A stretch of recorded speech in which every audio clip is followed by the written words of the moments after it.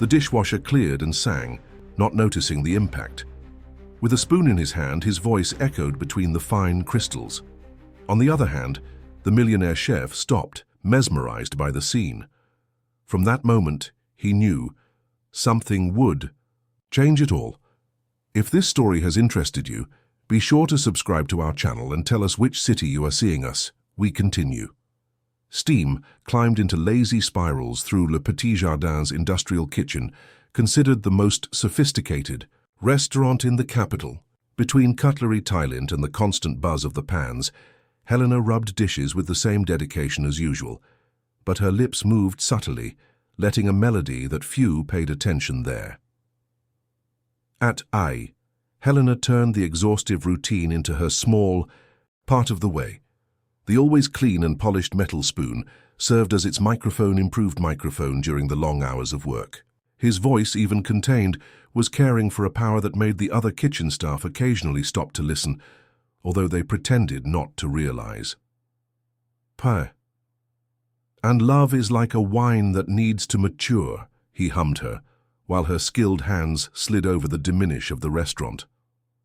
The lyrics were his own composition, something he kept in his heart along with so many other dreams not yet fulfilled.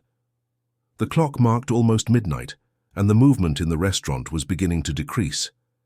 It was the moment Helena liked, the most when she could surrender a little more to music without fear of disturbing the service. The last customers had already broken, leaving behind elaborate dishes and crystal glasses with lipstick brands. In the main hall, Alexandre Roux, the owner of Le Petit Jardin, was talking to his bride, Beatrice Müller, heir to a winery empire. She gestured excitedly, planning the gala event that would take place the following night, when they would officially announce their engagement to high society. Dear, I need everything to be perfect tomorrow. Dad made a point of bringing our most prestigious wine to the occasion, said Beatrice, adjusting the impeccable posture in her designer dress. Alexandre nodded distractedly, his thoughts wandering to the new menu he planned. That's when a different sound captured his attention. A crystal-clear voice, almost ethereal, crossed the kitchen walls. Intrigued, he got up, ignoring Beatrice's questioning look. By pushing the kitchen door, the voice became clearer. Alexandre traveled the environment with his eyes until he found his origin. The young washer of dishes, who had not even noticed his presence, was still singing, using a spoon as a makeshift microphone. The chef was paralyzed. In its 15 years of career, having commanded restaurants in Paris and New York, Alexandre had never experienced such a unique feeling. Helena's voice carried a raw, true emotion that completely contradicted Le Petit Jardin's refined and sometimes artificial environment. That's when Helena, turning to keep some dishes, noticed the chef's presence. Immediately his voice died in his throat and his hands shook lightly, almost knocking his pile of dishes he held. "Please don't stop," said Alexandre, his normally authoritarian voice now soft and almost pleading. "Your voice, it's extraordinary." Helena felt her face burn with shame. 3 years ago, working there, it was the first time the chef drove the words straight to her. His eyes dropped to the simple uniform, stained by water and detergent. "I'm sorry, chef." "It won't happen again," she murmured, quickly turning to the sink. "No, you don't understand," Alexandre approached, his face usually severe now illuminated by a sudden idea. "Tomorrow we'll have a gala event here at the restaurant. I want you to sing." Helena widened her eyes, certain that she had understood wrong. "But, chef, I'm just the dishwasher, and I've been a waiter in Paris," he said, surprising himself with the confession he had never done to anyone. "Tomorrow at 8. Don't be late." Before Helena could protest, Alexandre had already left the kitchen, leaving her astonished between the piles of dishes and the steam she still climbed. Across the door, Beatrice was waiting with an intrigued expression, but he just smiled, keeping to himself the secret of that voice he had just discovered. Helena finished her shift that night with a fast heart and mind full of doubts. As she kept her simple apron and prepared to return home, a strange feeling invaded her. It was as if, after so long being invisible, someone had finally really seen it. The day dawned with Helena divided between anxiety and unbelief, his hands shaking as he searched the small wardrobe of the modest apartment he shared with his mother, Donna Clara, on the outskirts of the capital. Among the few pieces of clothing, he found a simple blue navy dress, a graduation gift from the gastronomy technical course that never completed. "Mom, do you really think I should go?" Helena asked as she adjusted the dress in front of the cracked mirror. Donna Clara, who until then watched her daughter in silence, approached with an enigmatic smile. "Some opportunities are like doors that open only once in my life, my daughter. Don't be afraid to cross them." There was something in his mother's eyes that Helena could not decipher, a mixture of hope and apprehension that seemed to carry more meaning than her words revealed. Before he could question, Donna Clara had already left the room, coming back moments later with a small velvet box. "This necklace, it was from your grandmother," she said, removing a delicate chain with a pendant in the shape of a sheet. "She always said it was for special occasions. I think it's one of them today." Le Petit Jardin was unrecognizable when Helena arrived. Soft lights enlightened the inner garden, turning it into a fairy tale scenario, elegantly decorated, with white flower arrangements and refining crystals, occupied the space where the restaurant's regular tables normally were. Upon entering the back door as usual, Helena was surprised by Alexander, who was waiting for her in the kitchen. "You came," he said with an approving smile, "but not for service entry. Today you are our special guest." As he was taken to the main hall, Helena could feel the curious and clearly derogatory looks of other employees. Maria, his kitchen, whispered something to another waiter, and they both laughed discreetly. The main hall was full of important figures from society.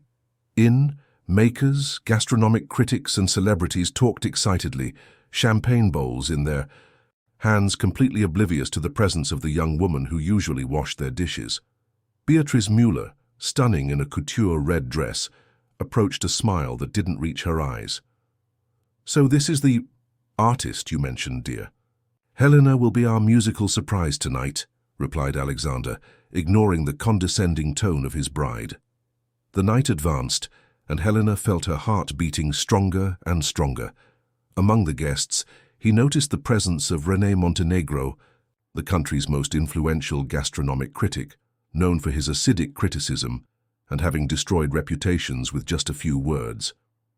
When Alexandra went up to the makeup to make his speech, Helena felt the moment was coming. The chef talked about tradition, excellence and passion for gastronomy, values that had made Le Petit Jardin a national reference. "And today," he continued, "I have the pleasure of presenting a voice I discovered in our own kitchen. Proof that the most extraordinary talents, they can be in the most unexpected places." Helena took the stage with her shaky legs. The microphone in front of him seems much more intimidating than his old metal spoon. When the song began, she closed her eyes and let her voice flow, singing the same song she used to sing between the dishes. That was when Beatrice, visibly contradicted of the attention Helena received, decided to take control of the situation. Interrupting the presentation, she took the microphone. "Dear friends, I take this moment to make a special announcement," his voice echoed through the salon. "Alexandra and I are officially grooms, and to celebrate, Dad brought a surprise. Chateau Mont d'Or, the wine that made our winery famous." The announcement took Helena by surprise. Disoriented by the abrupt interruption and the buzz that followed, she stumbled on her own feet, bumping into a waiter who passed a tray of cups. The red content sneezed directly on Beatrice's dress, staining the delicate fabric. A deadly silence took over the hall.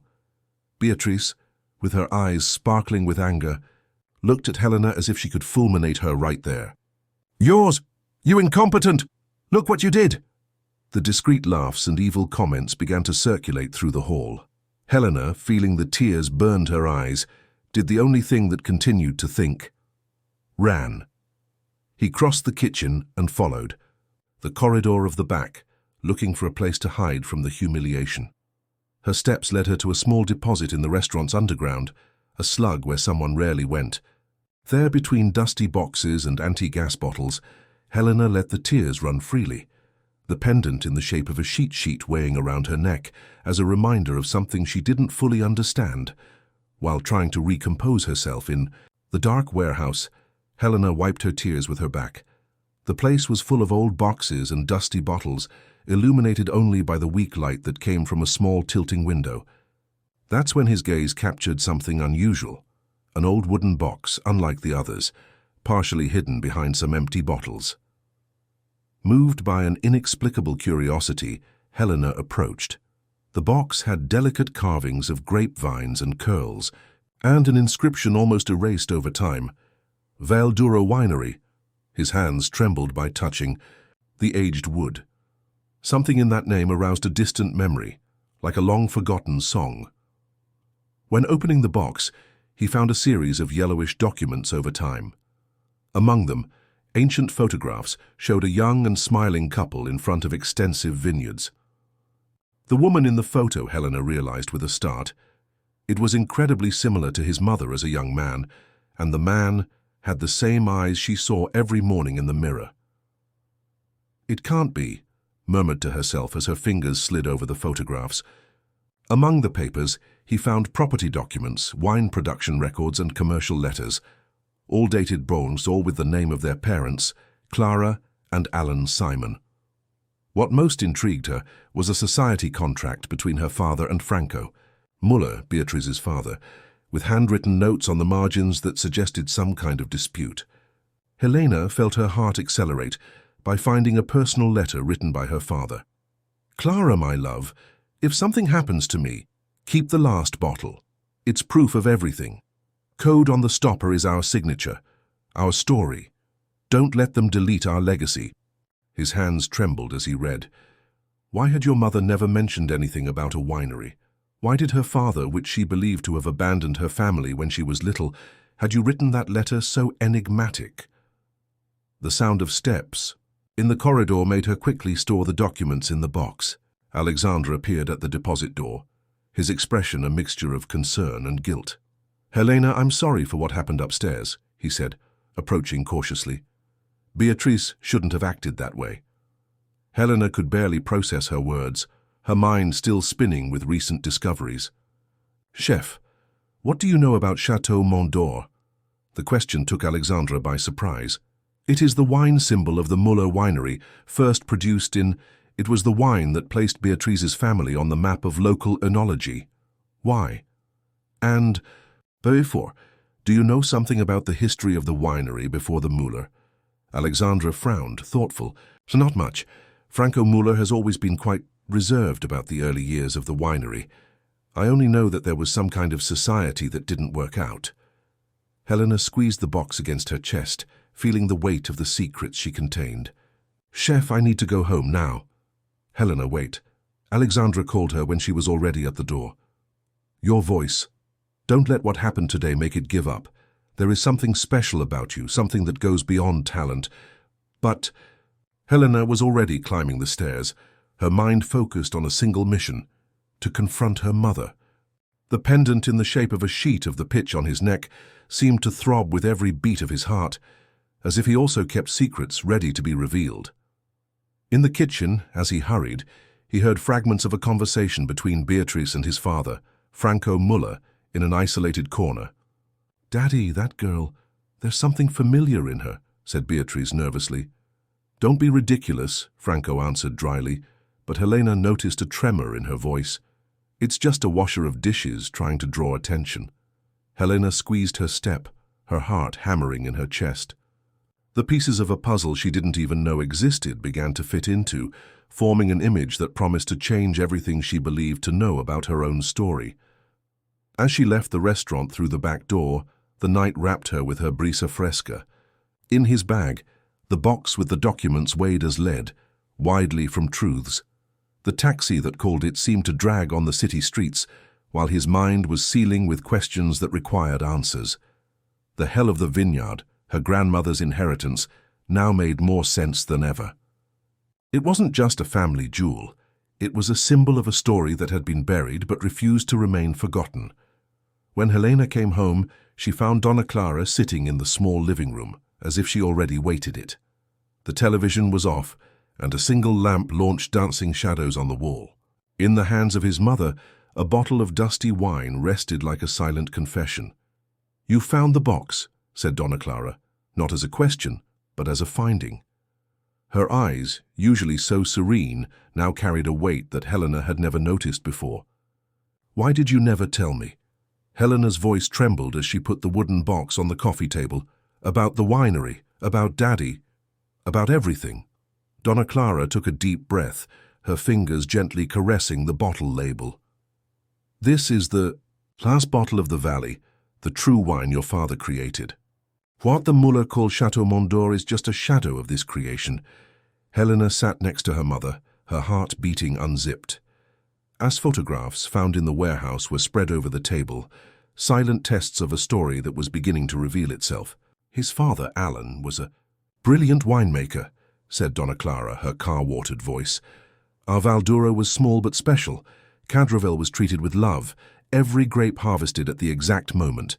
Alan de Senvolve, a unique method of fermentation, something that made our wine verdictically extraordinary." "And what happened?" "Franco Muller appeared one day, delighted with our wine.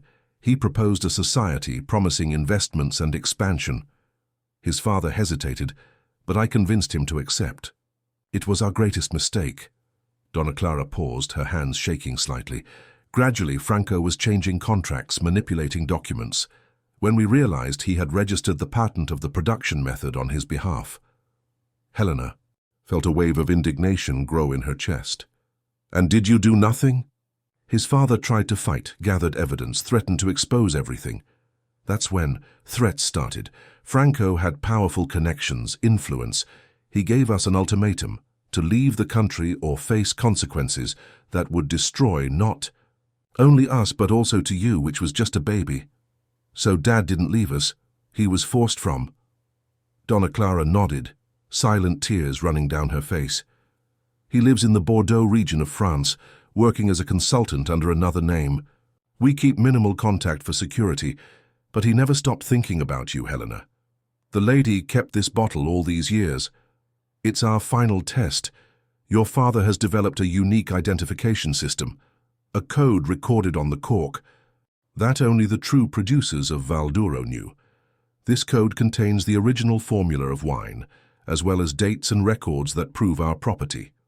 Helena took the bottle with reverence, observing the original label of the Valaduro.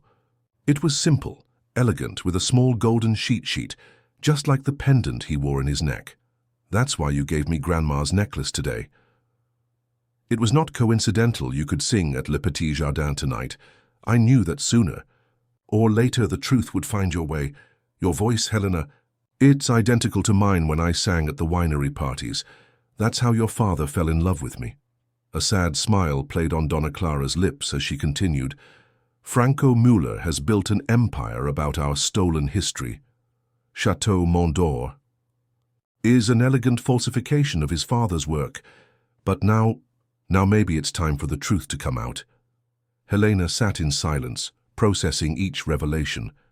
Her entire life had been built on secrets and half-truths, protecting her from a reality that was finally beginning to understand. Chef Alexander had seen something special about it, just as Franco Muller must have recognized something familiar in his presence. "What do we do now, Mother?" Donna Clara held her daughter's hands firmly. "Now, my dear, we need to be very careful. Muller won't easily give up on the empire they built, but you have something they didn't expect." "What?" "You have your voice. And just as she has reached the chef's heart today, it may be the key to revealing our story." Donna Clara took your cell phone, opening a message. "Your father is coming back to the country. He says he has waited too long." The morning after the disastrous event, Alexandre could not focus on the Le Petit Jardin routine. His thoughts constantly returned to Helena and the way Beatrice had humiliated her. While overseeing the kitchen team, he noticed the empty place in the wash area, where Helena was usually humming between the dishes. "Chef, Miss Muller is on the line," said her assistant, handing her the phone. Alexandre sighed, but did not answer. For the first time in years, he was beginning to see his bride and the whole situation from a different angle. During the lunch break, he locked himself in his office and began to scour ancient reports about Chateau Mondor on the Quai. Computer. As Beatrice's renowned chef and groom, it was strange to realize that he had never really questioned the story of that prestigious wine. That was when he found a small newspaper note, practically hidden in the digital archives. Promising Vale. Douro's winemaker changes. The photo showed Franco Muller in the foreground, but in the corner, almost cut of the image, Alexandra recognized the man's face of photography that turns Helena holding the night before. Alan Simon. A knock on... The door interrupted his thoughts. It was Helena, still wearing the restaurant's uniform, her face showing a determination he had never seen before. "Chef, we need to talk," she said, closing the door behind him. "It's about Chateau Mondor."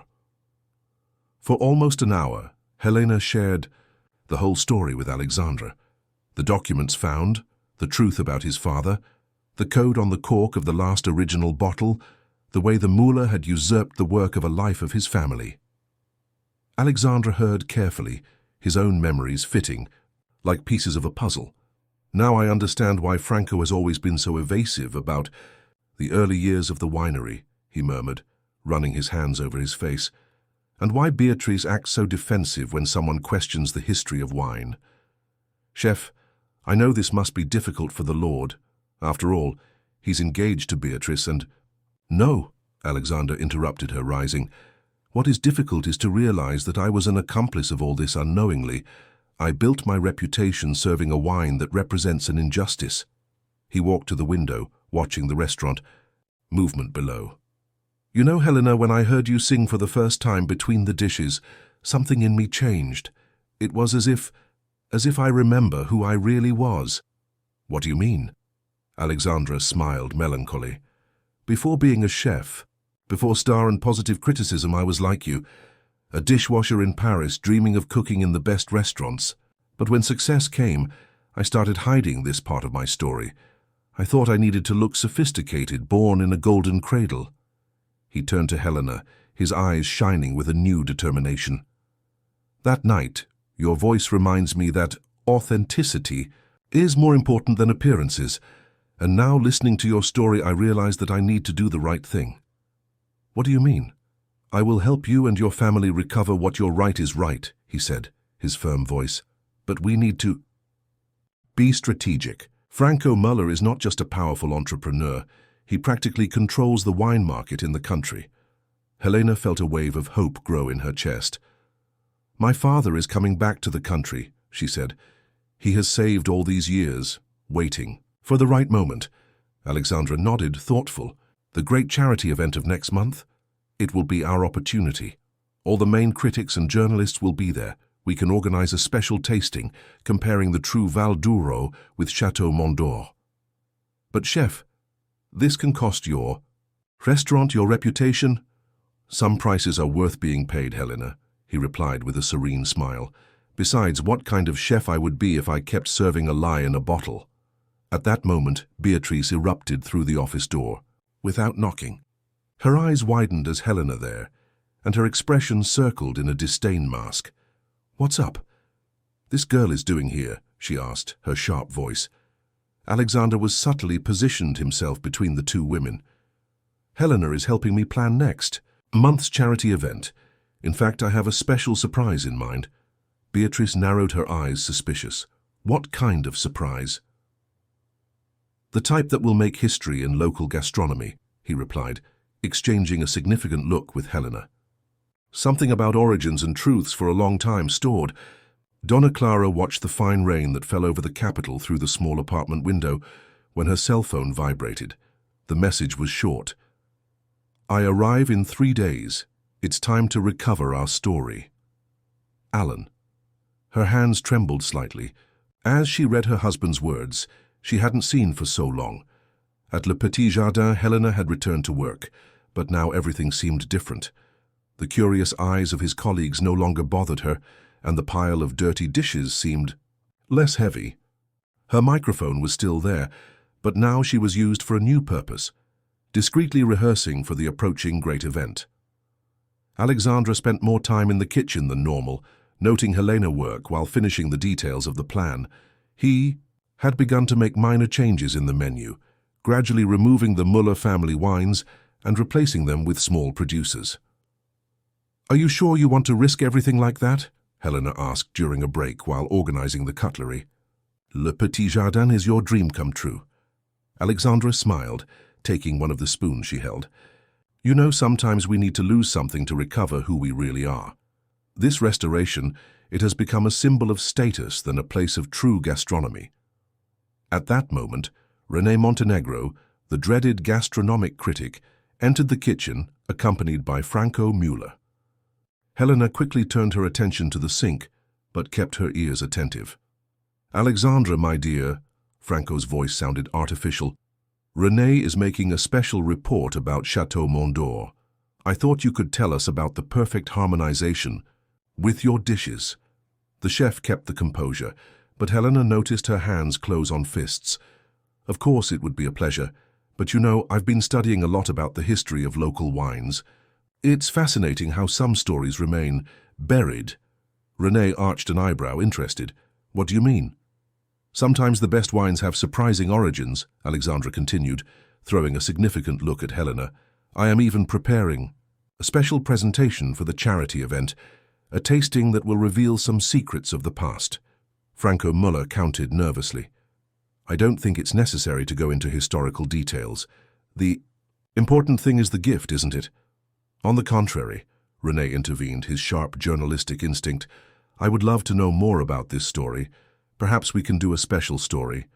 Helena, still with her back to the group, smiled discreetly as she washed the dishes. The plan was starting to work. Later that day, after working hours, Helena met Beatrice waiting for her in the employees' locker room. Alexandra's bride held something in his hands. It was an old photograph. "I found this in my father's archives," said Beatrice, her voice strangely contained. "This woman in the picture. It's your mother, isn't it?" Helena took the photograph carefully. It was an image of the beginning of the winery, showing Donna Clara Hovem smiling between the valleys of Val d'Uro. In the background, one could see Alan Simon and, surprisingly, Franco Müller himself, all seemingly happy and united. "Why are you showing me that?" asked Helena cautiously. Beatrice sighed, seeming to fight with something internally. Because I found more things in my father's archives. Documents, letters. I don't think I know my own father as well as I thought." For the first time, Helena saw something different in Beatrice's eyes. Doubt. The superior facade had given rise to an almost vulnerable expression. "What are you going to do?" Helena asked. "I don't know yet," said Beatrice, heading at the door. "But I think we all deserve to know the truth, isn't it?" When Beatrice left, Helena stayed there contemplating the photograph. In 3 days his father would be back. In a few weeks the charity event would take place. And at that moment, even the people she considered enemies began to question her own certainties. The sound of his microphone pit-fishing gently in the sink echoed by the empty kitchen as a promise that the truth, like music, always finds his way to be heard. International Airport was boiled with activity that Wednesday morning. Helena and Donna Clara was waiting near the International Disembarkation Gate. Her hands entered into a nervous tightening. 25 years had passed since the last time the three were together. "How will I recognize him?" Helena whispered, his eyes traveling every face that emerged from the automatic gates. Donna Clara smiled softly. "By the look, your eyes are identical to his." The flow of passengers remained constant when a man with hair and elegant posture emerged, carrying only one handbag, clothing a casual blazer and a clear shirt. But what caught the most attention was how his eyes, identical to those of Helena, roamed the lobby with a mixture of apprehension and hope. Time seemed to freeze when their eyes met. Helena felt her legs weakened, but Donna Clara kept her firm. Alan Simon, now known in France as Antoine Silva, stopped a few meters away, dropping her suitcase softly on the floor. "Me small singer," he murmured in a mixture of Portuguese with Spain, using the nickname Helena when she was a baby and hummed in the crib. Helena ran, breaking the distance between them. The hug that followed carried 2.5 decades of longing contained. Donna Clara joined them, and there, in the middle of the bustling airport, a family shattered by the time finally gathered. "You grew up so much," Alan said, holding her daughter's face between her hands. "But your eyes, they are still the same as that girl I left behind. Why the Lord never—" "I tried," he interrupted, his embargoed voice. "So many times I tried to go back, but Frank had eyes everywhere. Each time I planned to return, I received a warning, a picture of, 'You going to school from your mother in the market.' The message was clear: if I came back, you would pay the price." Donna Clara dried a discreet tear. "Now it's different, Alan. Helena works at Le Petit Jardin and Chef Alexandre is on our side." "Oh yes," Alan smiled. "The famous rebel chef. He came to me last week, you know?" Helena widened her eyes, surprised. "Chef Alexandre went to France." "Yes, and showed me all the evidence you gathered. But mostly it convinced me that it was time to stop hiding me, that my daughter had inherited not only my eyes, but also my courage." As they walked to the car, Alan continued, "I brought with me all the original production records of the Val d'Uro, the notebooks with the fermentation process notes, and something even more valuable, the testimony of Jean-Pierre Dubois, the French winemaker, who helped me develop the original method. The same method that the Müller stole," Helena added. "He kept all the correspondences that we exchanged nippling, documenting each stage of development. He will come to the charity as a guest specialist." On the way home, Alan watched the city through the taxi window, recalling, and strangely strange, to the capital. His hands did not go out of Helena and Donna Clara, as if she feared it was just a dream. "Do you still sing?" he suddenly asked. "Helena." She smiled, thinking of her microphone spoon. "Every day, Father, among the restaurants of the restaurant." "Just like your mother," Alan laughed, looking lovingly at Donna Clara. "She also sang as we worked on the winery. It was our private soundtrack while we created the Douro Valley." When they arrived at the small apartment, Alan stopped at the entrance, thrilled to see the modest environment where his family had built a life without him. His eyes settled on an object on the shelf, the original bottle of the valley. "You." "Guarded," he murmured to Donna Clara. "Of course I kept. It was our story, our truth." Alan took the bottle with reverence, his fingers caressing the already designed label. Code on the cork. "It's more than just the wine formula. It's also a message for you, Helena. Something I wrote when I learned that I would have to leave." Helena felt her heart accelerate. "What message?" "You'll know at the right time," he replied, putting the bottle back on the shelf. "For now we need to prepare. Franco Müller certainly already knows I'm back, and won't be still." As if to confirm his words, Helena's cell phone vibrated with an Alexandre's mood. "Beatrice," discovered about her father. "Franco is convicting an emergency meeting with shareholders. We need to act fast." The Simon family looked into it, united again after so long. The moment they had waited for 25 years had finally arrived. The truth, like the wine they had created, was ready to be revealed. Le Petit Jardin was sealing with the preparations for the charity event. Alexandre had turned the restaurant into a headquarters of discreet operations, coordinating every detail with the accuracy of a starry chef. In the kitchen, Helena continued her normal work, but now every free moment was dedicated to rehearsals with her father. "Your voice has the same crystalline tone as it was small," said Alan during a break while helping Helena choose the repertoire for the presentation. "Remember that song your mother sang during the harvest?" Helena smiled, starting to gently humming the melody that, even without hearing for so many years, remained alive in her memory. The song talked about deep roots and golden fruits, a metaphor that now made even more sense. Alexandre entered the kitchen at that moment, carrying a list of confirms to the event. "We have 50 confirmed critics, including René Montenegro. Jean-Pierre Dubois arrives from Paris tomorrow, and we have already secured his participation in the tasting panel." "And the Müller?" asked Alan, his serious expression. "Franco is moving his pieces," Alexandre replied, showing his cell phone. "Beatrice told me that he has tried to press some critics to not seem, but curiosity about the historical tasting, that promised is stronger than his threats." Helena noticed a shadow pass the chef's face. There's something else, it doesn't? Yes, said Alexandra. Franco threatened to remove all Müller wines from Le Petit Jardin. That would mean losing more than half of our wine list and many important customers. And you still want to go with it? Helena asked, worried. Alexandra smiled, taking one of the spoons she wore as a microphone. You know, I learned something important from you, Helena. True gastronomy is not on expensive labels or Michelin stars. It's in the authenticity, the story that each dish or every wine carries. At that moment, Beatrice entered the kitchen. The environment was tense, but its expression was not of hostility. Dad, she called, addressing Alan, can I talk to you in particular? Alan exchanged looks with Helena and Alexandre before nodding. The two went to the chef's office, leaving Helena and Alexandra intrigued. What do you think she wants? Helena asked. Beatrice has changed in recent weeks, Alexandra replied, thoughtful. Since finding those old photos, something in it seems different. Meanwhile, in the office, Beatrice stared at Alan with a mixture of emotions on her face. I grew up listening to stories about Chateau Mont d'Or, about how my father had created something extraordinary from scratch. It was my pride, my inheritance. Beatrice, no, please let me finish. She raised her hand. I found more documents in my father's office. Letters of yours, original records.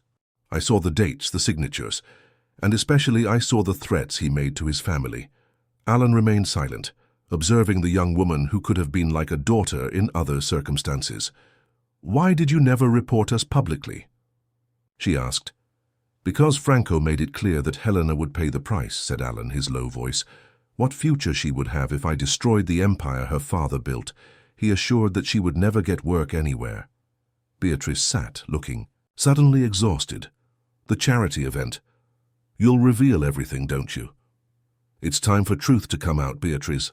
Not for revenge, but for justice. By Helena, who grew up without a father. By Clara, who had to rebuild her life from scratch, and also for you. For me? Yes. Because you deserve to know your true story. Build your own legacy without carrying the weight of a lie. Beatrice was silent for a long moment before speaking again. I have access to my father's private vault. There are more documents there, including the originals of fraudulent contracts. Alan felt his heart accelerate. Why are you telling me that? Because maybe, Beatrice hesitated, maybe it's time for me to choose what kind of person I want to be. She got up, adjusting her flawless blazer. The vault is in the central office of the winery. I will pick up the documents tonight. When Beatrice left the office, he passed Helena without looking at her. But before leaving the kitchen, he stopped briefly. Your voice. It's really special. Now I understand why Alexandra was so impressed. Helena and Alexandra watched Beatrice, left as Alan left the office with a different shine in her eyes.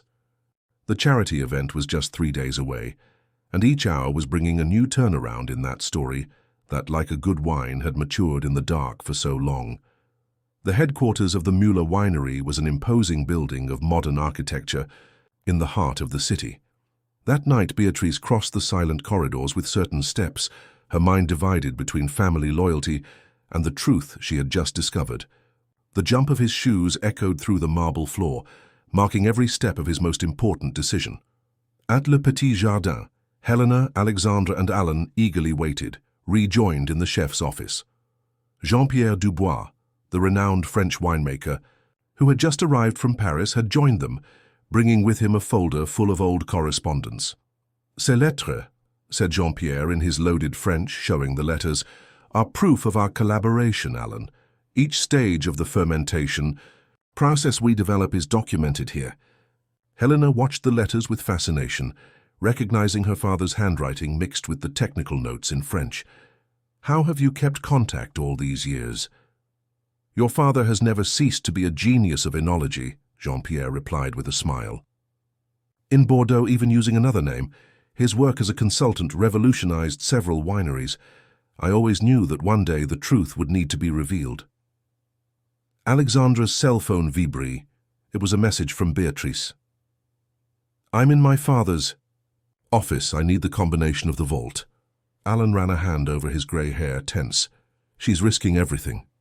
In Franco Müller's office, Beatrice stared at the large painting that hid the safe. It was a painting of the vineyards of Château Mont d'Or, which now she knew how to originally be the Val d'Uro. Carefully, he removed the picture, revealing the digital safe built on the wall. "The combination, Alexandra," she typed quickly on her cell phone. "My father is always using important dates." The answer came in seconds. "Try the year he took the winery." Beatrice typed the numbers, but the safe remained closed. His mind-working mind quickly passing on all the dates his father considered meaningful. That's when he remembered something. A date he always gave silent, alone in his office. She typed on the panel. The safe issued a soft click and opened. Inside, in addition to business documents and some family jewelry, there was a worn red folder with the original logo of Val d'Uro. His hands shake as he opened the folder, revealing contracts, scriptures, and more surprisingly, old photos. A particular photo caught his attention. His much younger father, hugging Alan and Clara Simon, all smiling in front of the vineyards. On the back, an inscription, "The beginning of everything, Val d'Uro, our shared dream." Silent tears ran down Beatrice's face as she photographed each document with her cell phone. The evidence was unambiguous. Adulterated contracts, documented threats, suspicious bank transfer records. A noise in the corridor made her freeze. Steps approached. "Beatrice, what are you doing here?" It was Franco Müller, his father, stopped at the office door with a shock expression that quickly turned into understanding when he saw the open safe. "Dad," Beatrice held the red paste tightly against her chest. "Why? Why did you do this to them?" Franco closed the door behind him, his face a mask of contained emotions. "You don't understand, daughter. I built an empire for you. All I did was to guarantee your future." "No," Beatrice backed up a step. "The Lord destroyed a family, separated a girl from your father. All our success, it's based on a lie." "A lie that made us who we are," Franco raised his voice. "Do you think we'd come where we got to if I hadn't made that decision? The Gold Valley was small, insignificant. I made that wine into a legend." "A stolen legend," said Beatrice, her firm voice despite her tears. "And now I understand why you never really taught me about wines, why never let me participate in the production. I was afraid I discovered the truth, wasn't it?" Franco advanced a step, extending his hand. "Give me these documents, Beatrice. We can still keep our family whole." "Our family is already broken, Father. He has always been. Just now, I understand why." With a quick movement, Beatrice deflected from her father and ran to the door. In the corridor, his hands shake while sending the photos of the documents to Alexandra. Behind her, he could hear Franco's voice calling the security guards. When she finally reached her car in the garage, her heart was suspiciously. He looked at the building that always represented his pride and inheritance. Now I saw only the monument of a lie that needed to end. At Le Petit Jardin, the group received the photos of the documents with a mixture of relief and seizure. Helena, holding her father's hand, felt that they were closer than ever to recover her story. "Ma chérie," said Jean-Pierre, analyzing the images, "now we have everything. The charity event will be historical." Alexandra, however, seemed concerned as he quickly typed on his cell phone. "Beatrice doesn't answer my messages. We need to make sure she's fine." Like responding to her concern, Beatrice finally sent a sign. "I'm on the way. My father knows everything. Get ready. War has." The next morning, Le Petit Jardin was immersed in a controlled tension. Helena organized the dishes with special attention, every precise and determined movement, while her mind passed on the evanations of the night before. Beatrice had arrived at the restaurant late at night, pale but resolute, bringing with her not only the photographed documents, but also her own version of Muller's story. Alexandra personally supervised the transformation of the main hall for the charity event. The space was being decorated with elements that suddenly honored the history of the Val d'Uro, miniature parallels, old photographs on elegant frames, and a special exhibition of historical bottles. "Reservations keep coming," he said, showing his tablet to Helena. The news of a historical tasting with Jean-Pierre Dubois spread like fire among critics and experts. Alan and Jean-Pierre had spent the entire morning in the chef's office, meticulously organizing the presentation they would. The letters, the documents, the technical tests, everything needed to tell the story clearly and irrefacably. "Mon ami," said Jean-Pierre to Alan, the world will know the truth about the true creator of the most prestigious wine in the country." Donna Clara arrived at the restaurant bringing the dress Helena to wear at the event, an elegant piece in shades of gold, which resembled the color of the ripe grapes of Val d'Uro. "I sent embroidering a small sheet of vine in the bar," she explained, showing the delicate detail, "to remember where we came from."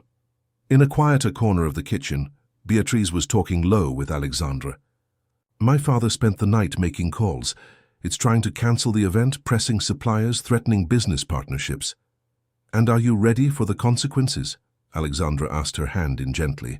"For the first time in life, yes," she replied, a sad smile playing on her lips. "You know, I spent so much time trying to be the perfect heiress that I forgot to be human." Helena approached the couple, carrying 3 cups and a bottle of special wine. "I think we need it," she said, serving the ruby liquid. "It's a wine from small producers from the southern. I thought it would be appropriate." The 3 raised their cups in a silent toast. The moment was broken by the arrival of René Montenegro, the gastronomic critic, who entered the kitchen with its characteristic air of superiority. "Chef Alexandre," he began, adjusting his thin-rimmed glasses, "I came personally confirm my presence at the event. I confess that I am intrigued by all this mystery around tasting. It will be a memorable night, René," Alexandra replied with an enigmatic smile. "I guarantee you will have material for many articles." As the critic was withdrawn, Alan and Jean-Pierre emerged from the office carrying their document folders. Helena noticed that her father looked more young man, more vibrant, as if every time he was going on returning a little of his life stolen. "Is the last bottle of Val d'Uro safe?" he asked Donna Clara. "I kept in the most special place of my life," she replied with a smile, looking at Helena. "In our daughter's apartment." The group gathered one last time before the end of the work. In the center of the damesa, the documents recovered by Beatrice mingled with the cards of Jean-Pierre and the old photographs. It was a mosaic of memories and truths ready to surface. "Tomorrow," said Alexandra, his laden voice, "we started the final preparations. The event will be at night, but we need everything to be perfect." "And then?" Helena asked, her gaze walking around each face around the table. "Then," Alan replied, hugging his daughter, "we started to rebuild. Not just the winery, but our story, our family." Beatrice wiped a discreet tear. "And I'll help. It's time to build a new legacy, based on the truth this time."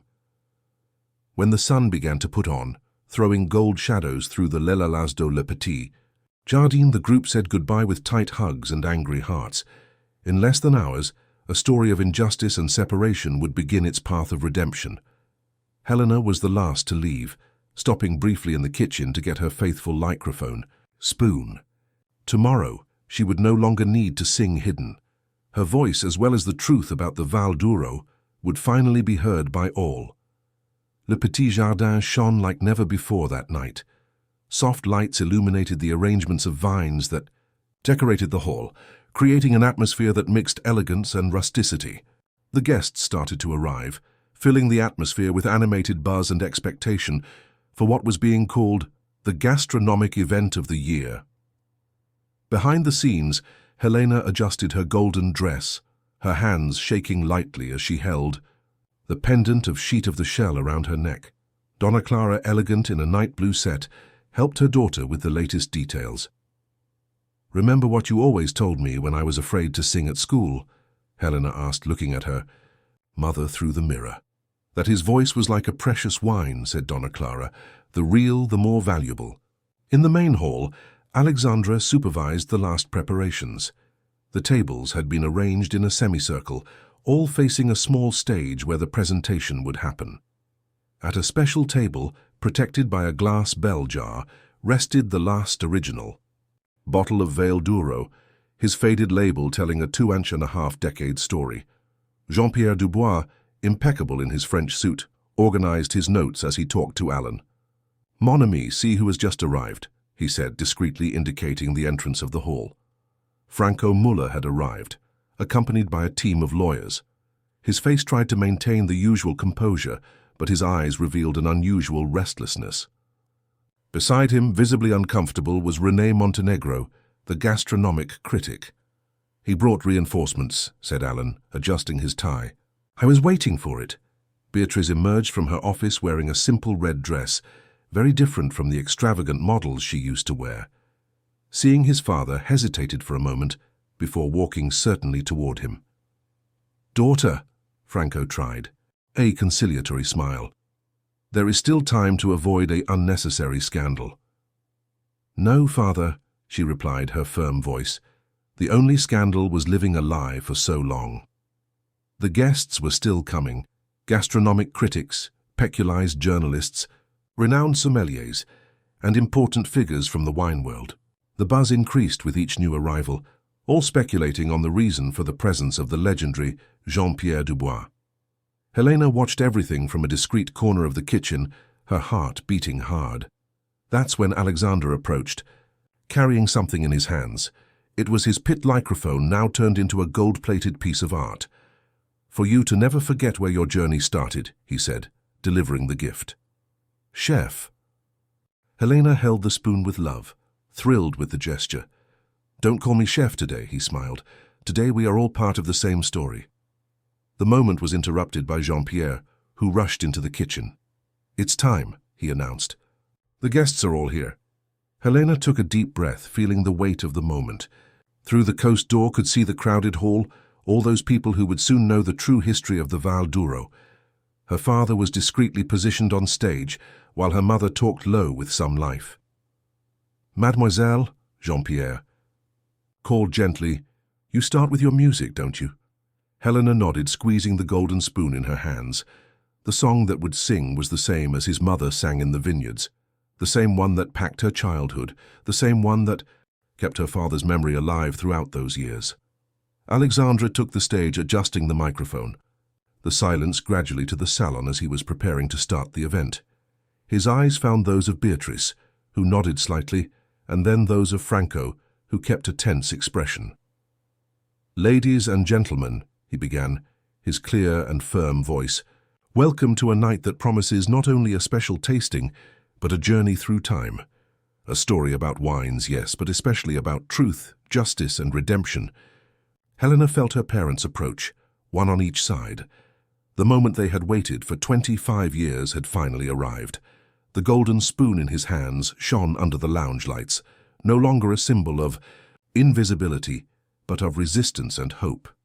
The show was about to begin, and with it the revelation of a long time, stored truth in the depths of a cellar of secrets. The hall lights diminished gently, creating an intimate atmosphere. Helena took the stage with a grace that surprised herself. In his hands the golden spoon shone like a talisman. When the first note of his voice cut silence, it was as if time stopped. "Between vineyards and dreams our story grew." The old melody, which his mother used to sing, came to new life in her voice. The guests, even more skeptical, seemed mesmerized. Franco Muller, in his corner, did not conform to disguise the discomfort by recognizing the song I had so often heard in the early days of Val d'Uro. When the song ended, Alexandra resumed the microphone. "This song," he explained, "is part of a story that begins in the hills of the interior of the capital, a story about an extraordinary wine created by extraordinary people." Jean-Pierre Dubois then assumed the stage. His imposing presence attracts attention. "Same as many know, I am considered an authority in wines. What few know is that years ago I participated in the creation of one of the most special wines I have ever known." The French winemaker began projecting old documents and photographs on the screen behind the stage. "This," he pointed to a picture where he appeared next to Alan, "is the true creator of the wine you know as Chateau Mont d'Or." A murmur toured the hall. René Montenegro, the famous critic, leaned into his chair, his eager eyes fixed on the unfolding tests. "The unique fermentation method," continued Jean-Pierre, "was developed by Alan Simon. I have all correspondence, research records, and technical documentation here." Franco Muller got up abruptly. "This is absurd. These evidence can be forged." "No, Father." Beatrice's voice sounded clearer as she walked to the stage. "The Lord knows it's true. I found the original documents in her safe, including fraudulent contracts." The hall exploded in whispers and surprise exclamations. Helena watched everything next to her mother, her hands intertwined in mutual support. Alan then got up, walking calmly to the stage. His presence, even after so many years, still carried the dignity of a vernaculous master. "I didn't come here to seek revenge," he said. "I came to seek justice, and especially I came to recover the right to tell our story." With an accurate gesture, he discovered the original bottle of the valley. "This," he announced, "it's the last bottle of the original wine. Jean-Pierre?" The French winemaker approached with a small special tool. With meticulous care, he removed the old cork. At her base, clearly visible, was a recorded code. "This code," explained Jean-Pierre, projecting an enlarged image, "contains not only the original wine formula, but also a special message." "Alan?" With tears in his eyes, Alan read the message he had recorded years earlier. "To Helena, my little singer, may your voice always find the way back home. With love, Father." The silence that followed was deafening. René Montenegro was the first to speak up, rising with his cup. "As a wine critic for 30 years, I ask for the privilege of being the first to prove the true Valduro." Jean-Pierre served small doses for a selected panel of experts. The moment of tasting was accompanied by all with a palpable expectation. René was again the first to speak. "In 2 decades of criticism," he said, his embargoed voice, "I never tasted something like that. This wine is a masterpiece, completely different from the current Chateau Mont d'Or." Franco Muller, cornered by the evidence and reaction of the experts. It seemed to have aged 10 years in a matter of minutes. "Your lawyers," they whispered furiously, but it was evident that there was no denying the unquestionable. That's when Beatrice approached her father. "The Lord can still do the right thing," she said softly. "Not by the Empire Muller, but for the truth, for the person you can still choose to be." Le Petit Jardin's hall was plunged into a palpable tension. Franco Muller, pressured by his daughter's evidence and pleading gaze, remained silent, his hands tightening the back of a chair. "Dad," Beatrice insisted softly, "look around. See what your lie has caused, but also see the opportunity we have. Now, the critics and journalists present registered every moment, every word." René Montenegro already typed furiously into his tablet. His eyebrows frowned at absolute concentration. That's when Helena took the microphone again, her voice now loaded with a confidence that came from the truth finally revealed. "Ladies and gentlemen, let me tell a story not about villains and heroes, but about choices and redemption." She started singing again, but this time a different melody, a composition of her own that talked about forgiveness and restarts. While singing, former photographs of Valeduro were designed, images of Franco, Alan and Clara working together, smiling, sharing dreams. "Valduro was never just a wine," he continued Helena after the music. "It was the dream of 3 people who believed they could create something extraordinary together. This dream doesn't have to have a bitter ending." Alan approached Franco, extending the hand that held the original bottle. "Remember the day we produced this wine? You were the first to say that we had created something revolutionary." Franco finally raised his eyes, finding no hatred or revenge on his former partner's eyes, but a sincere offer of reconciliation. He began, his voice failing. "I was obsessed with building a legacy. I wanted to give Beatrice the empire I never had. But in the process, Father," Beatrice interrupted, "the Lord forgot that the true legacy is not in the size of the empire, but in fact that sustains it. Messieurs, sometimes we need to prove the past to build the future." Franco accepted the cup with trembling hands. When proving the wine, something on his face changed, a mask of arrogance and power giving way to an expression of deep emotion.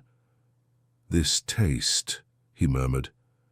"Alan, you were always the true genius behind him. I just got your creation and turned it into a commercial product. And in the process," added Alan, turned a friendship story into a betrayal. The silence that followed was broken by Alexandre, who took the stage with a surprising proposal. "And if," he began, "instead of destroying an empire, would we build something new? Something based on the truth this time?" Helena and Beatriz exchanged intrigued glances. Donna Clara, who watched everything with tears in her eyes, approached her husband, holding her hand tightly. "Le Petit Jardin has always been more than a restaurant," Alexandre continued. "It was a place where hidden talents could shine, where a washer with an extraordinary voice found its stage, where the truth, even suffocated for years, found its way to the light." He took a dramatic break, his eyes traveling the hall. "I propose a fusion. The knowledge and tradition of the Val d'Uro with the structure and reach of the Muller, not to bury the past, but to honor it and build a better future." Franco took a step forward, his expression a mixture of repentance and hope. "Alan, Clara, and especially you, Helena. I don't deserve forgiveness, but I offer a chance to do things right this time." The whole hall held the breath, waiting for the Simon family's response. Helena looked at her parents, seeking in her eyes the following direction. That's when he realized that he was no longer just about wines or justice. It was about healing, about turning scars into bridges for the future. "Val d'Uro was born from a shared dream," she said, her clear and strong voice. "Maybe it's time to dream again, but this time with the truth as our compass." René Montenegro got up, his authoritarian voice cutting the moment. "As a critic and journalist, I have a duty to report this extraordinary story, but I also want to be the first to support this fusion. The world of wine needs not only great labels, but of great stories of redemption." That's when Beatriz had an idea that would change everything. Taking the microphone, she made an announcement that no one expected, an announcement that would prove that sometimes true power is not in maintaining an empire, but knowing when it is time to turn it. Beatriz held the microphone firmly, her particular gaze walking through the hall. "As a current heiress of the Muller wines, I officially announce the dissolution of the Chateau Mont d'Or brand. Restore not only the truth, but also the original name, Val d'Uro." A murmur of amazement traveled the environment. Franco Muller stepped toward his daughter, but stopped seeing his serene expression. "More than that," Beatrice continued, "I propose a new administrative structure. Alan Simon will resume his role as the main winemaker, with total creative autonomy. My father and I will be minority partners, focusing on the commercial and distribution." Helena felt her eyes fill with tears. There was Beatrice, the woman who had once humiliated her, now leading the way to redemption. "And there are more," Beatrice smiled, looking at Helena. "I propose the creation of a cultural foundation linked to the winery, a space where talents, like Helena, can develop their artistic skills, always connected to the rich culture of wine." Alexandre approached, his eyes shining with a new idea. "Le Petit Jardin can be the headquarters of this foundation. We can create a space where gastronomy, music, and wines are found, where every talent, no matter its origin, have a chance to shine." Jean-Pierre Dubois lifted his cup. "Same, this is more than a business fusion. It's a fusion of dreams, story, hearts." Franco Muller finally found his voice. "Alan, Clara, would you accept to rebuild something with me? This time the right way?" Alan looked at his wife and daughter before answering. "You know, Franco, I spent years keeping hurt. But today, seeing our daughters showing a better way than ours, I realized that forgiveness is also a form of justice." Donna Clara approached Beatrice, hugging her lovingly. "You have the same brightness in your eyes as your father had when we started the Val d'Uro. That dream was never just about wines. It was about creating something significant together." René Montenegro, who had followed everything with journalistic interest, asked his tablet. "This is a story that the world needs to know. Not just the truth about wine, but about how new generations can correct past mistakes." Helena took the stage again, her golden spoon still in hand. "They say good wine needs time to achieve its best expression. Our story also needed time, years, to find its true taste." She started singing again, But this time it was not a song of pain or longing. It was a song about restarts, about planting new seeds on ancient land. His voice, which once hidden between dishes and cutlery, now echoed free, carrying a message of hope. Alexander watched everything with satisfaction, his hand intertwined with Beatrice. Le Petit Jardin, who had always been his personal dream, was becoming something bigger, a space where stories of redemption could flourish. "The Foundation's first event," said Beatrice, "will be a festival that combines gastronomy, music, and wines, and of course Helena will be our main attraction." The guests applauded enthusiastically. Critics and journalists were already in line to interview the two families, eager to document every detail of this extraordinary story. Jean-Pierre raised the original bottle of Valduro. "I suggest we keep a last sip, to toast when the first crop of the new Valduro is ready." "A crop," added Alan, "who is born with a story of redemption to tell." Helena has looked at her golden spoon, now no longer a symbol of invisible, but a reminder that true dreams sometimes begin in the most unlikely. On his neck, the Brilhava Varera leaf pendant, connecting past and future in a promise of new horizons. A week after the historic event at Le Petit Jardin, the old headquarters of the Moulin Winery seahands with a different energy. The plates with the name Chateau Mont d'Or were being carefully removed, giving way to the original logo of the Valduro, a simple and elegant golden vine sheet. Helena walked the corridors next to Beatrice, both carrying plants and projects for the new cultural foundation. The two women, once antagonists, now shared a common view of transformation. "This space will be perfect for the conservatory," explained Beatrice, showing an old storage area that would be converted. "We can keep some barrels as decorative elements, mixing the history of wine with the arts. And here," Helena pointed out to another area, "we can create a small theatre for intimate performances. Imagine wine tastings accompanied by live music." In another sector of the winery, Alan and Franco worked together for the first time in years. The ancient master law carefully examined every aspect of current production, while Franco explained the changes implemented over the years. "Your original method," said Franco, noting Alan proving a wine of the last crop. "There was something special that we could never replicate completely. It was like missing soul." "The soul of a wine," Alan answered softly, "comes from the truth with which he is made. Every choice, every decision in the process needs to be authentic." In the main office, Donna Clara and Jean-Pierre organized the documents for the new administrative structure. The French winemaker had decided to stay in country for a few months to assist in the transition. "Madame Clara," said Jean-Pierre with his characteristic accent, "I found something interesting in the files."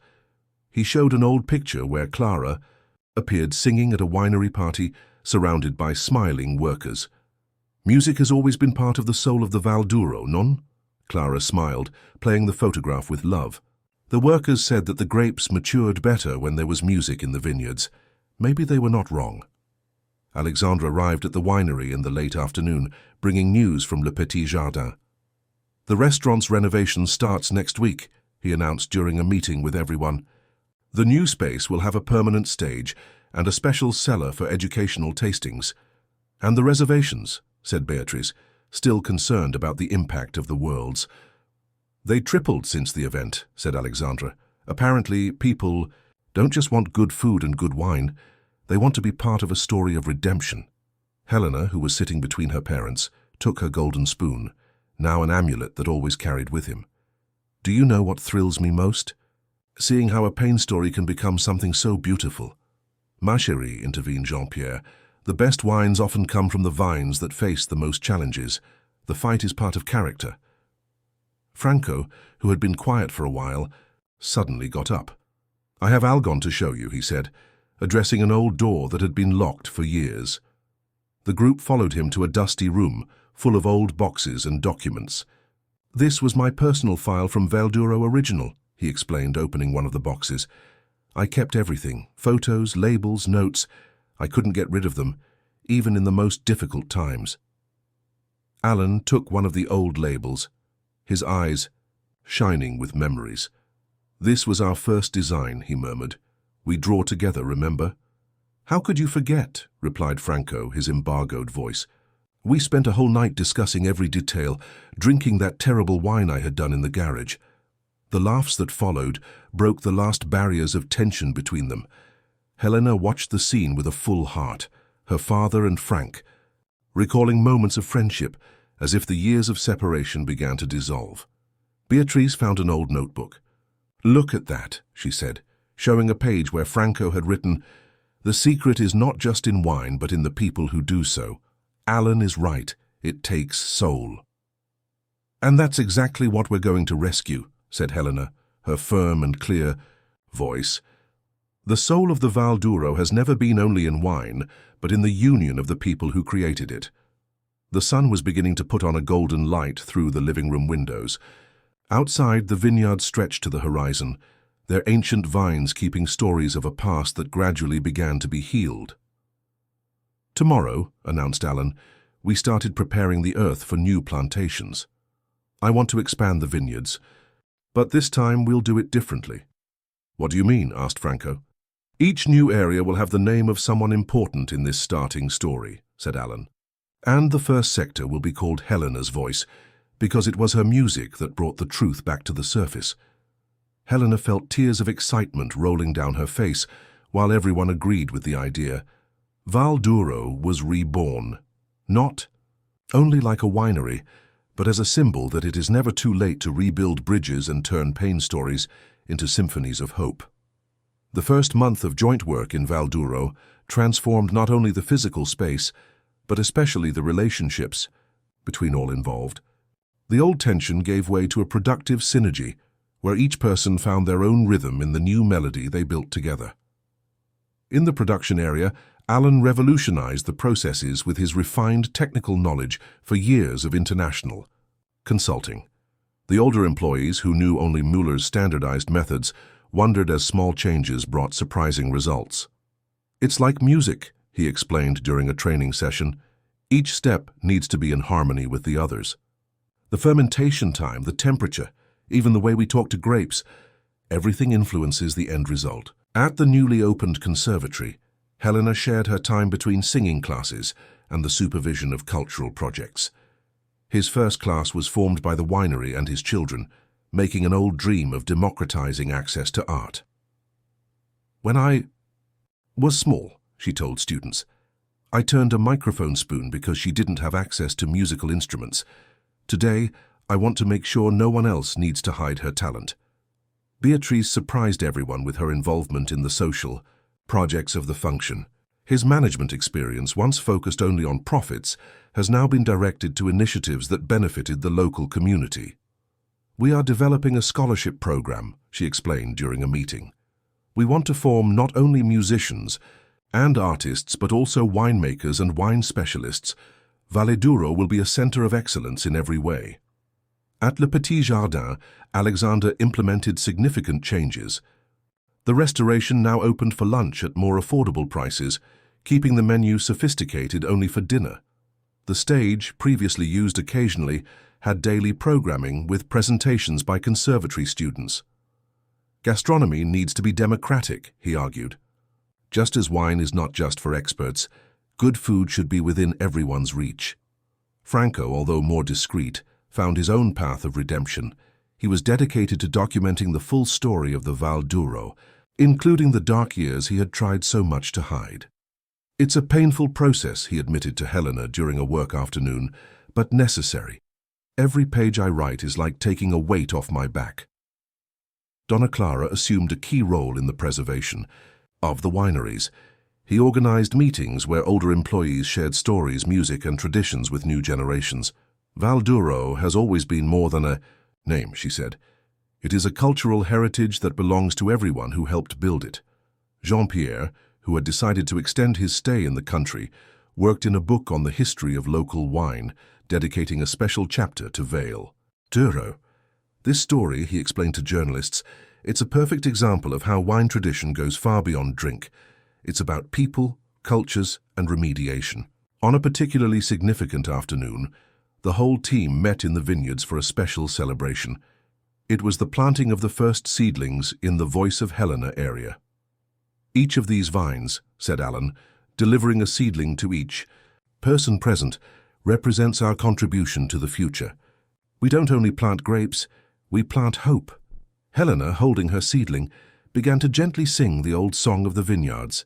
Gradually, other voices joined there, old staff who resembled the melody, new conservatory students, even Franco and Beatrice. The music spread through the vineyards as a blessing, echoing among the vines that witnessed the birth of something new. The sun was on the horizon, painting the sky with shades of gold that resembled the wine that had started all that story. "You know," said Helena, her voice embargoed by emotion, "they say the best stories are like the best wines. They need time, care, and especially love to achieve their real expression." The seedlings were planted to the sound of music and laughs, marking not only a new cycle in wine production, but especially in the lives of all those who, one way or another, had found their way home. 6 months have passed since the reunification of Valduro. The fall came with its golden light, announcing the time of the harvest. The now more vibrant vibration ranks, they stretched majestically for the property, including the new Voice of Helena, where young vines grew strong and promising. On the morning of the first official harvest of the new Val d'Uro, the air was carried out of expectation. Helena woke up before the sunrise, put her pendant of sheet of vineyards and went to the vineyards, where she found her father already overseeing the preparations. "The grapes are perfect," said Alan, his eyes shining with satisfaction. "Terroir answered even better than we expected." Soon the rising sun revealed a unique scene. Dozens of people arrived at vineyards, not only regular employees but also conservatory students, Le Petit Jardin chefs, and local community members. Everyone wore white T-shirts with the new Douro Valley logo. "This is more than a harvest," said Beatrice, arriving with Alexandra. "It is the celebration of a reborn dream." Jean-Pierre, who had extended his stay in the country indefinitely, organized small groups, explaining the correct harvest techniques. "Every bunch has its own story," he taught. "We need to hear it before reaping." Franco came up carrying something special, an old box with crystal cups. "These were the original cups of the Douro Valley," he explained. "I kept them all these years waiting for this moment." Donna Clara, elegant in her flowered dress, began distributing the cups among the gifts. "Let's make this harvest a true celebration," she smiled. The conservatory had prepared something special for the occasion. Helena's students, strategically positioned among the vineyards, began the original composition that mixed the old song of the vineyards with contemporary elections. While the song filled the morning air, the harvest began. It was a show of cooperation and harmony, executives working side by side with experienced farmers, artists learning with winemakers, all united by the same purpose. "See just," said Alexandra, observing the scene. "When I arrived at Le Petit Jardin, I dreamed of creating the best restaurant in the country. Now I understand that true excellence is in uniting people." Helena walked between the vineyards, her voice joining the choir as she assisted in the harvest. Every bunch of grape that cut seemed to carry a promise of the future. On his neck, the pendant of vine leaf glowed under the morning sun. "Do you know what is more beautiful?" she said to Beatrice, who picked up grapes by her side. "See how people can change when we give them a chance." Beatrice smiled, remembering her own transformation. "Sometimes we have lost something to find who we really are." In the center of the parterre, Alan and Franco worked together, their old, completely restored friendship. "Remember when we started?" asked Franco. "We were only 3 dreamers with a crazy idea. And now we are a whole family of dreamers," Alan replied, looking around. As the day advanced, the harvest turned into a real party. Tables were arranged among the vineyards, loaded with dishes prepared by the Le Petit Jardin team, the aroma of fresh bread mixed with the scent of ripe grapes. Jean-Pierre took advantage of a time of break to make an ad. "Same, I have just received confirmation. My book on the history of the Val d'Uro will be published simultaneously in 5 countries. The news was received with enthusiastic applause. The history of redemption of the Val d'Uro would surpass borders, inspiring people around the world. In the late afternoon, when the last curls were harvested, Helena rose in a small makeshift stage between the vines. His golden spoon, now more than a symbol of his origins, shone in his hands. "We don't just reap grapes today," she said, her voice clear and thrilled. "We have the fruits of a story of forgiveness, a start, love. Each bunch represents a person who chose to believe that it is never too late to do the right one." As the sun was putting on, painting the sky with shades of pink and gold, the music echoed again by the vineyards. This time, everyone sang together. Staff, artists, entrepreneurs, families. His voices mingled in a harmony that spoke of hope and renewal. The grapes harvested on that special day would give rise to the first wine of the new age of the Val d'Uro, a crop that would carry in each drop not only the taste of grapes, but the taste of redemption. A year has passed since the first harvest of the new Val d'Uro. Le Petit Jardin was especially lit in that night, prepared for a unique event, the official launch of the first wine of the new crop, affectionately baptized Symphonie du Vale. The restaurant had been completely transformed. The old hall now housed a vibrant cultural space, where art and gastronomy were meeting every night. On the main stage, a tail piano was waiting for the special moment to come. The guests began to arrive, critics, journalists, artists, and mainly all the people who had been part of that extraordinary journey.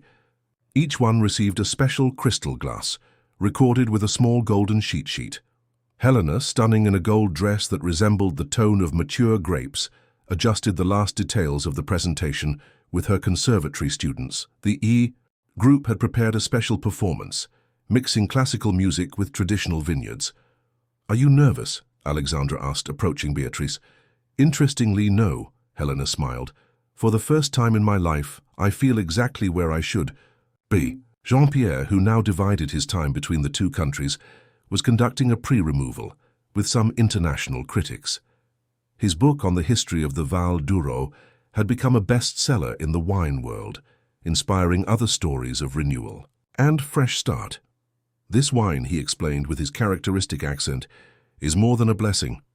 It's a liquid score, where each note tells a story of redemption." Alan and Franco, now inseparable partners in production, were proud of the experts' reactions. The Symphony of the Valley was a masterpiece that combined the traditional technique of the Val d'Uro with modern innovations. Donna Clara, elegant as usual, talked to a group of young conservatory musicians. The Foundation's social project had already benefited more than 200 students, many of them children of wineries. When the time came of the official presentation, all the eyes turned to the stage. Helena positioned herself to the piano, her golden spoon resting gently on the instrument as a tribute to her origins. "A year and a half ago," she began, her voice clear and thrilled, "I was just a washer of dishes that dreamed of singing. Today I'm here not only as an artist, but as part of a story that proves that the real dreams are those we share."